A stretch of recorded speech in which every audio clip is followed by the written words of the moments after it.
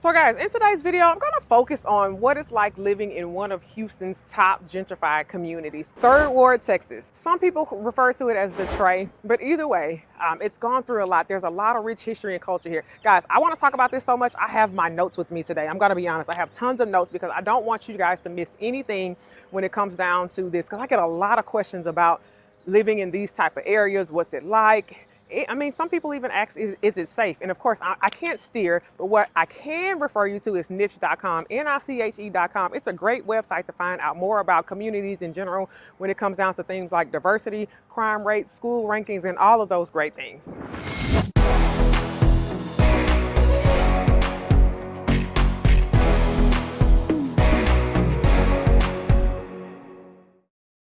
What's up, everybody? Welcome to the Living in Houston, Texas channel. And as you know by now, this channel is everything you need to know about living in Houston, Texas. Do me a quick favor, hit that like button, hit that subscribe button so you never miss any time I put out a brand new video about what it's like to live in Houston, Texas. So let's talk about what it's like to live in a gentrified area. And again, I'm focusing on Third Ward, guys. It's one of those neighborhoods in Houston, Texas that were created in 1836, right? It's one of the 6 wards that you'll find around the inner city of Houston. This particular area is in the southeast quadrant of the inner loop. And I'll put a map up so you guys will know what I'm referring to when I say that. But there's a loop that goes all around the inner city of Houston. We call it the 610 loop. You'll find all of the wards within that inner loop. Now, the one thing about living inside the inner loop, you are near everything, right? A lot of people like living in the Third Ward area because it is literally minutes from downtown Houston, the Texas Medical Center. You are right on side of our University of Houston, Texas Southern University, and you're close to all the major sports arenas. So that's one thing about living in these gentrified areas. They're all within a close proximity to all of the things that you would love to be a part of in Houston. So Third Ward in particular, it's known for its rich history and culture. I mean, look around, we'll show you some homes out here shortly, but this community is over 100 years old. So it's undergoing a change. It's changing rapidly, but one thing I do like about the neighborhood and I do respect about the people here is they have done a great job with maintaining the integrity of the culture and the history of this community. One thing I love the most when I drive through Third Ward is there's so many murals on buildings and things like that. And we'll take you and show you some of them, but you'll see some of the murals that kind of just tell the story of the community and the history of this community and what's happened here, what's going on here. I mean, it's so honestly fascinating to look at and I just love it. Okay guys, so we talked about the location of Third Ward, right? Let's talk about some of the homes you typically see in gentrified areas, especially in Third Ward as well. So one, you're definitely gonna see new construction homes. That's a big thing here. A lot of people are coming in, either knocking down old homes and building new ones, or just finding open land and building new homes. You see an array of single family homes and some of those 3-story homes as well. You also see new multifamily, which is a big thing too in these areas. You'll see a lot of income generating properties, which is great. This home particular behind me, this home is what I like to call a fully remodeled home, right? Or restored home. This home was built in 1945, but if you look on the inside, it's been completely redone. And I also like to consider this home a twofold, right? You'll start to see a lot of garage apartments in this area as well. So people, you know, with interest rates being a little higher now, people are looking to offset their mortgage payment. So garage apartments has been one way that people have done so, in addition to multifamily. Also, Houston has this new ordinance, it's called the Livable Spaces Ordinance. So they're actually encouraging people to have what we call ADUs, accessory dwelling units, so additional units on their property where people can live or they can rent out or something like that. So it just kind of offsets affordability.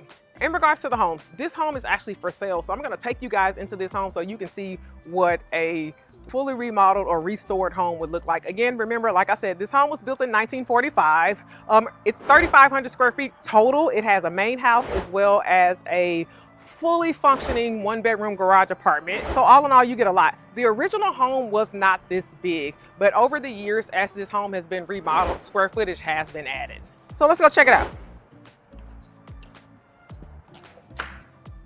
Okay guys, like I said earlier, this home was built in 1945, but as you can tell, it looks like a brand new home on the inside. So you'll see they have a formal dining room.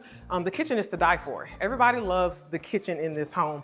You'll see it's very spacious, and that's one of the things that you didn't have with homes back in the day. So you can tell there's been a lot done to this home to just give it more living space and open it up. One thing you'll see though now in newer homes, typically newer homes have really high ceilings. This home, a lot of the bones of the home is the original structure with some add-ons. So you don't see things like super high ceilings and things like that. But what you do get is like a lot of space, a lot of openness. And because it's remodeled, you still get the aspect of a new home, right? Built in 1945, it's gonna have a lot of the same character of the home, the original home in 1945. But again, you're still getting that look and feel of a new home, as well as all of the aesthetics of a new home. I wanna take you into the primary bedroom. If you look at the primary bedroom, very spacious, very open, very crafty, but the showstopper in this house for me is two specific things. One, like I said, you're gonna get the opportunity to take advantage of newer aesthetics with a remodeled home. Take a look at the bathroom. So you'll see new modern mirrors, you know, the types of stones that were used in the vanity, as well as the soaking tubs and the frameless showers. These are things that you wouldn't get in a home that was built in 1945, right? So again, a lot of original characters here on the exterior of the home, but when you come on the inside of the home, it is completely remodeled and it looks like a brand new home. And that's something you typically see with a lot of the fully remodeled homes in this area. Okay guys, so I have my little helper at work with me today, but the last thing I want to show you about this home is the garage apartment. And that's one thing that I'm starting to see more and more in these gentrified areas. So not only are there multifamily homes, but not everybody wants a true multifamily home like a duplex, triplex, or quad or something like that. People do want to feel like they have a full single family home, but having things like this garage apartment, it's a great way to rent out, you know, to offset your mortgage payment. But having things like this garage apartment, it's a cool income producer, right? You can short-term rental it, you can have a long-term tenant in here, and it doesn't have to compromise your space because you have a whole house, right? I'm seeing that. And then also, I think some people just like them because, you know, it's a great place if you have like guests, family members coming in from out of town. They can have their own private living quarters, and you can still have your main home. So let's check it out. Like I said, my little helper is here today. Come on, we want to show them this garage apartment. So this is a fully functioning garage apartment. Somebody could actually live here. It has a full kitchen, laundry room, full bathroom, and one bedroom. Okay guys, so I showed you what the homes look like. We talked about the location. Now let's talk about some of the things you can expect with living in a gentrified area in Houston, Texas. So number one, Houston has no zoning, guys. So what that means is you can have a residential home right next to a commercial property, and that's totally okay with the city of Houston.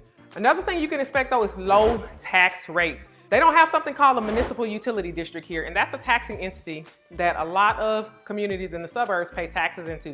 So because they don't have that in the inner city, your tax rates are extremely lower than it would be if you were to move in the suburbs. Hence, you have a much lower mortgage payment. Another thing you can expect is to not have an HOA, guys. So HOAs aren't prevalent in the inner city of Houston. That's one of those things you typically see in the suburbs. Sometimes you do have deed restrictions, and what deed restrictions are, they're basically just things that you can and cannot do with the land. Maybe that could be like, say if you have a large lot, you can't buy the lot and then subdivide it and make it into a smaller lot. Sometimes we will see things like those, but overall you don't find a lot of HOAs. Now where you will find HOAs is in those newer townhome communities, so to speak, where basically developers or builders have bought a big plot of land inside the city, and what they'll do is like build a gated community of homes, let's just say 8 to 10 homes or something like that. So those little pockets of homes, they typically do have some type of HOA, especially if they're in a gated section, but the general consensus of these gentrified areas do not have HOAs. So my last thing I want to focus on, guys, is what I feel is the greatest benefit to living or buying a home in a gentrified area, and that is indeed hands down the value appreciation and equity growth. Because these areas are changing so much and so fast, you have new development coming into these types of communities every single day. These particular areas tend to appreciate at a much higher rate than any other communities or areas around Houston. Hey guys, I hope you found this video so extremely helpful. My name is Nicole Handy with the Nicole Handy team of Brayton Real Estate Group here in Houston, and we help tons of clients every single day move into Houston and find their Houston home. So do me a favor. I'm gonna leave my information right below, as well as the links to where you can get in contact with my team. If you wanna talk to my team about what it's like to live in Houston, or you need help moving to Houston, we are the people to help do so. So again, do me a favor, like this video if you found it helpful, and definitely subscribe to this channel where you can find everything you need to know about living in Houston, Texas.